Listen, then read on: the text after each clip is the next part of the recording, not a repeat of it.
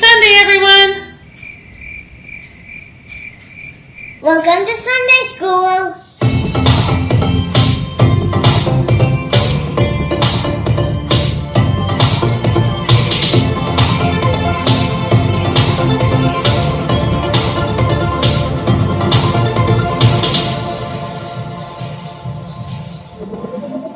I wanna scream it out from every mountain top. Your goodness knows no bounds. Your goodness never stops. Your mercy follows me. Your kindness fills my life. Your love amazes me. And I sing because you are good, and I dance because you are good, and I shout because you are good to me.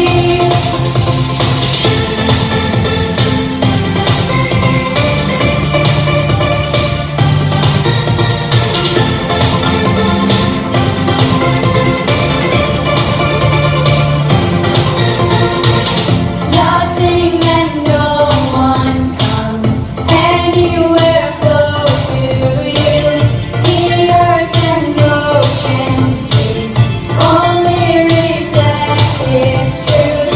And in my darkest night, you shine as bright as day. Your love amazes me. And I sing because you are good, and I dance because you are good, and I shout because you are good to me.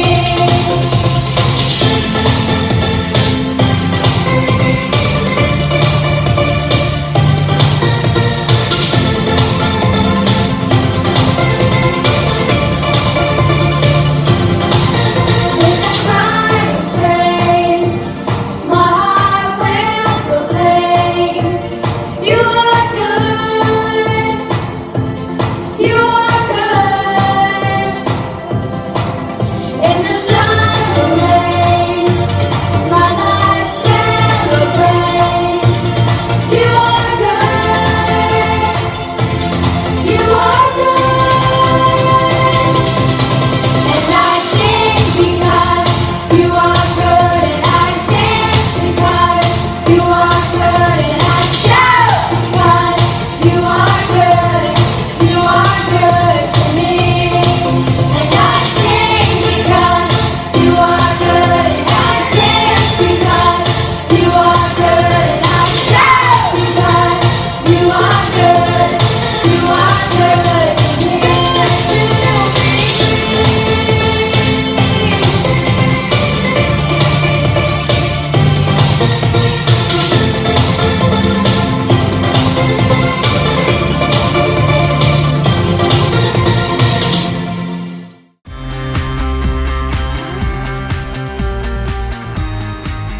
Hi!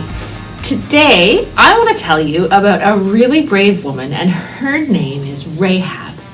You can find Rahab's story in the book of Joshua, chapter 2, from the Old Testament. Now, you'll remember that a few months ago, Tanya told us a story about Joshua and Caleb, who were spies who went into the promised land to kind of scope it out for the Israelites, and they were the only two that came back that said, yeah, I think we can take over this land. Even though the people are numerous, they're big, and it's kind of scary and intimidating, we can do what God has called us to do, and we can take over this promised land. So think about that. We've got Joshua and Caleb who did that. And of course, they did trust Joshua and Caleb, and they even made Joshua, he became the new leader after Moses had died. And so then we see in the book of Joshua this story all about him as a leader. And they're still in the process of taking over the promised land, kind of little community by little community. And in this story, we come across a woman named Rahab. Now, Rahab was not a well-respected woman. She was not your principal. She was not even a shopkeeper. She made some bad decisions, and people did not treat her well.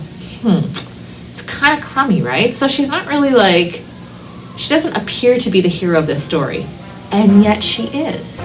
So she lived in a city called Jericho. Yes, the same Jericho that you know of that had big walls all the way around it. We'll come back to that. 2 new spies went into the land to check it out, and they were told to specifically look through Jericho and see what they were up against. So they snuck into Jericho, they got past the big tall walls, and they were checking it out. The people of Jericho had heard the stories of the Israelites. They had heard about how God had dried up the water of the Red Sea to allow them to pass when they were leaving Egypt. The people in Jericho had heard of how community after community that the Israelites went to, they were just able to win whatever fight they came up against. That they were taking over the land, and they were getting the promised land that God had promised them.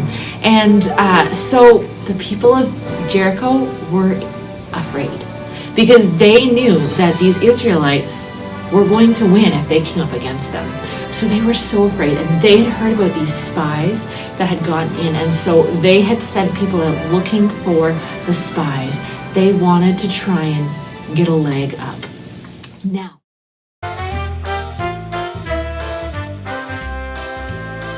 Hello, boys and girls. Welcome to How to Draw with Your Dog. Today's dog is Kiwi. Say hi, Kiwi. Oh, well, hello. So, Kiwi, I'm going to ask you, what would you like to draw today? You would like to draw a tongue? Okay. What do you think? I think she likes it. What else would you like to draw, Kiwi? Would you like to draw a bone? Okay, let's try it. Now, we're going to do 2 hearts, one on either end, kind of like 2 threes, 1 backwards 3, 1 forward 3, and then we join it together like this, and we draw a bone. What do you think, Kiwi? Do you like it? Oh, it's a good bone, isn't it? Okay, finally, what's one more thing you would like us to draw? Kiwi would like us to draw a ball. And there we have a ball. What do you think, Kiwi? Is it a good drawing? I think she likes it. You too can draw with your pet. All you need are some markers, some paper, and your pet. Enjoy!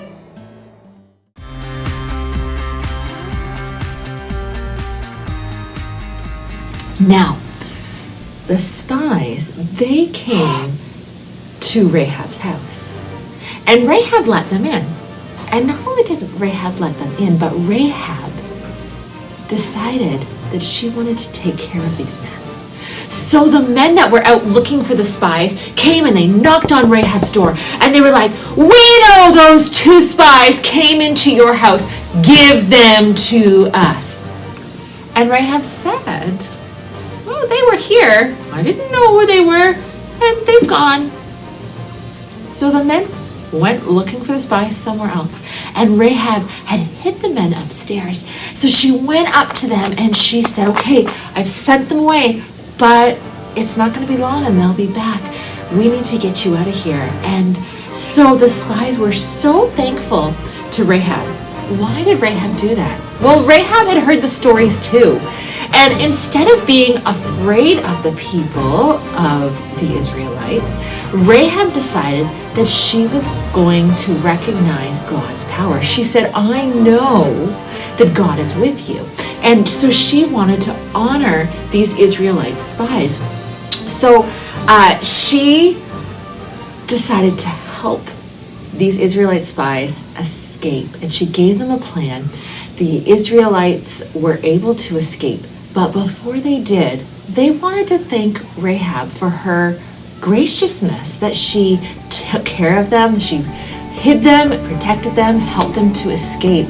And so they did something pretty amazing. They said, "When we come back to take over Jericho, we're going to protect you, and we'll protect your family as long as they are in this house.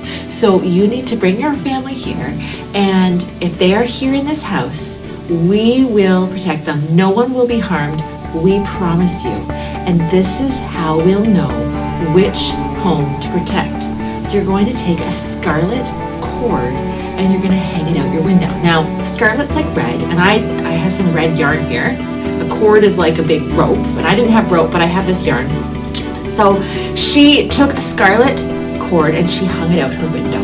She helped the spies escape by hanging a big rope down that they were able to climb down the wall, and they were able to escape and hide, which is pretty cool. And she left the scarlet rope hanging out her window. What's really cool about the scarlet rope, scarlet is also the color that's often described for blood, which reminds me of Jesus' blood. That's a side note. So she hung the scarlet rope out her window, and she trusted that the Israelites were going to protect her and her family. Now, it was actually quite a while. It wasn't like the next day the Israelites came back. It was quite a while that she hung it out the window. And the Israelites, they were able to escape. They went back and they told the Israelites what they had found. And they made their way back to Jericho. Now, if you know the story of Jericho, they actually took over the city without using any weapons at all. What did they do? They walked around the city one time for 7 days, and on the seventh day, they walked around 7 times, and they were silent every single time. But on the seventh time of the seventh day, they made so much noise, and they praised God, and they blasted their musical instruments. And when they honored God by doing this, the walls, boom, came tumbling down. And everything was destroyed, except Rahab and her family. They were protected, and they were spared because she protected the spies, and they protected her. And what's really, really cool is that we find out, if we trace back Jesus's family tree, his heritage, it actually goes back to being a relative of Rahab. Rahab became a relative of Jesus, which is so very cool. So I think it's neat. Rahab took a risk, and instead of being afraid of the Israelites and God's power, she got on board and helped the Israelites to be on board with what God was saying. God's plan for her life changed her life completely. Hey boys and girls, welcome back. It is Miss Joanna, and that means it is time to do some science. Today we are going to be doing some mini experiments with electricity. Now the first thing we need to know about electricity is there are 2 main types. There's something called current electricity and something called static electricity. Now, current electricity is what is used in your house so that you can turn your lights on, and static electricity is the fun one that we are going to be able to do some things with today. So, for today's experiment, if you are wanting to follow along at home, you are going to need a balloon, an empty aluminum can, and some little pieces of paper. And my pieces of paper were from a hole punch, but if you don't have a hole punch, you can just take a piece of paper and rip it up into tiny little pieces. The first thing we're going to do is we are going to take that balloon and we are going to blow it up.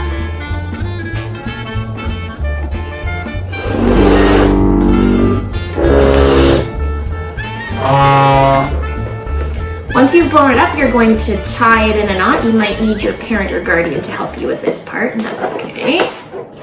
Okay, this is what we are going to be using to help us create some static electricity. This and our hair or our shirt.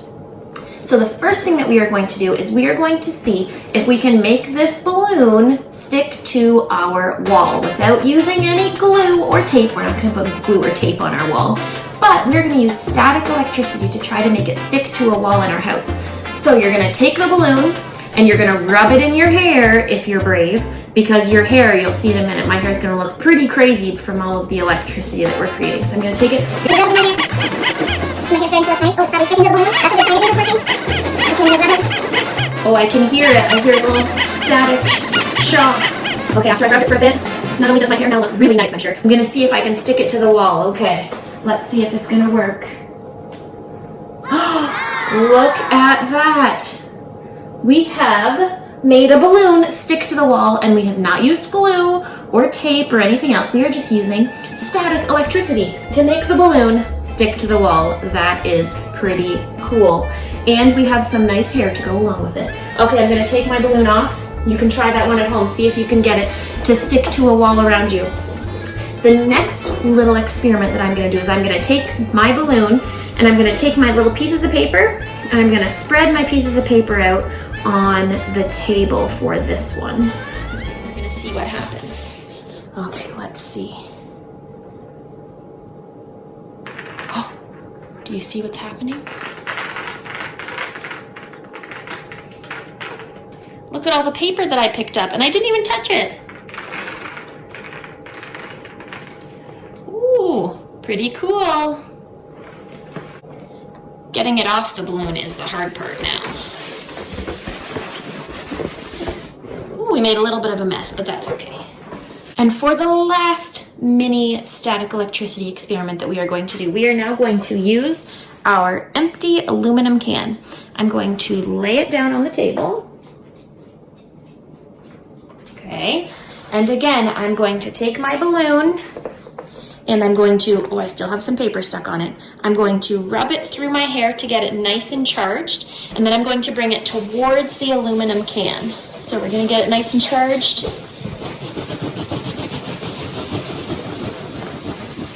Can you see my nice hair? Ooh, it's sticking. Okay, we'll bring it towards the can and let's see what's gonna happen.